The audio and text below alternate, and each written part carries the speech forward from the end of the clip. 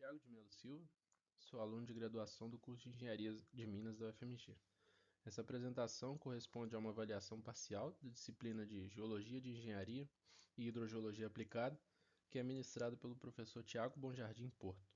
Eu vou falar brevemente sobre a determinação dos parâmetros de deformabilidade e resistência de maciços rochosos. Bom, toda obra, seja de mineração ou construção civil, que tenha como maciço geotécnico uma rocha, deve fazer uma caracterização desse maciço para fazer projetos condizentes com as condições de segurança e a caracterização. A caracterização nada mais é que a determinação dos parâmetros de resistência e deformabilidade desse maciço.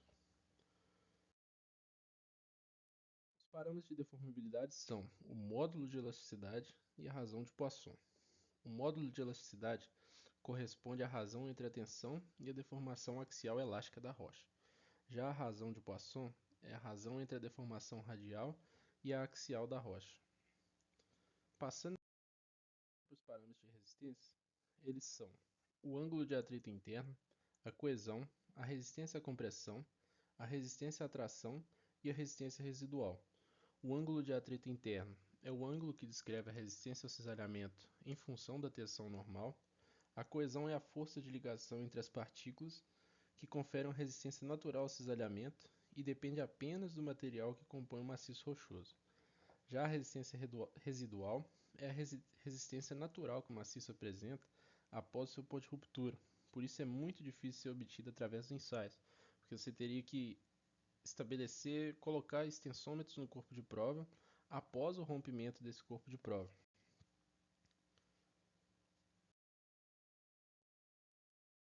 Já a resistência à compressão é a resistência que a rocha apresenta ao ser comprimida em um único eixo. A resistência à tração é a resistência que a rocha apresenta ao sofrer esforços de alongamento, que causam distensão ao longo do corpo. Para obter esses parâmetros que eu citei nos slides anteriores, são realizados esses três ensaios mais usuais. O ensaio de compressão uniaxial, que é chamado de ensaio CS, comumente, o ensaio de compressão triaxial e o ensaio de compressão diametral, que também é conhecido como ensaio de tração indireta ou ensaio brasileiro. Do ensaio de compressão uniaxial, a gente obtém a resistência à compressão uniaxial, o módulo de elasticidade e a razão de Poisson. Já do ensaio triaxial, a gente obtém o ângulo de atrito interno e a coesão. E do ensaio de compressão diametral, a gente obtém a resistência à tração. O objetivo final dos ensaios é fornecer esses gráficos, que representam o comportamento do maciço rochoso ao sofrer os esforços de compressão e tração. O gráfico da esquerda é um gráfico da tensão axial em função da tensão confinante, de σ1 em função de σ3, pelo critério de Mohr-Coulomb. E o lado direito é também um gráfico da envoltória de Mohr-Coulomb, que é uma forma diferente de expressar que o gráfico mostra o cisalhamento tal em função das tensões normais, σn. E na parte esquerda negativa do eixo X, ali estão expressados os círculos que representam a resistência à tração. E todo esse processo faz parte do processo de caracterização. Com esses gráficos fica fácil a visualização de toda a caracterização do maciço e auxilia visualmente, de forma rápida, a visualização do resultado, do comportamento mecânico, geomecânico desse maciço rochoso.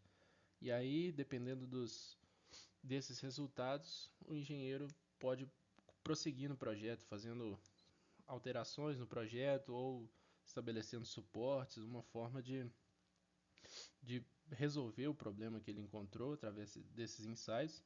E por isso é muito importante, todo projeto que passa por um maciço geotécnico rochoso, ele deve fazer esse ensaio de caracterização para a rocha, para ver o comportamento dela ou de alguma estrutura presente nesse maciço que possa influenciar o comportamento dele, e para fazer o projeto, fazer tudo condizente com as condições de segurança.